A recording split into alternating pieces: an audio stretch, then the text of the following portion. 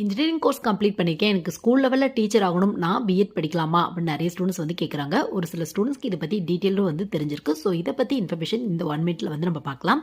So engineering படித்தவங்க BEd படிக்கலாமா அந்த மாதிரி கேட்டிங்க அப்படின்னா கண்டிப்பாக படிக்கலாம். பிஎட்கான எலிஜிபிள் அப்படின்னா எந்த ஒரு யூஜி முடிச்சவங்க என்னாலும் படிக்கலாம் அப்படிங்கிறத பேசிக் எலிஜிபிளாக ஃபாலோ பண்ணிட்டு இருக்காங்க.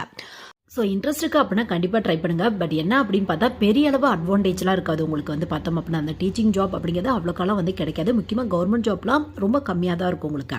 முக்கியமாக நீங்கள் இன்ஜினியரிங் முடிச்சுட்டு பிஎட் படிச்சிங்க அப்படின்னா 6th-லேருந்து 8th ஸ்டாண்டர்ட் வரையும் இருப்பாங்களா அந்த ஸ்டூடெண்ட்க்கு டீச்சர் ஆகிறதுக்கான வாய்ப்புகள் இருக்குது உங்களுக்கு. அது வேகன்சி ரொம்ப கம்மியாக தான் போடுவாங்க உங்களுக்கு. பட் எனக்கு அந்த ஃபீல்டில் தான் போகணும் அப்படிங்கிற இன்ட்ரெஸ்ட் இருக்குது அப்படின்னா கண்டிப்பாக படிங்க. But number of years plus fees எல்லாமே கொஞ்சம் வேஸ்ட் ஆகும் உங்களுக்கு.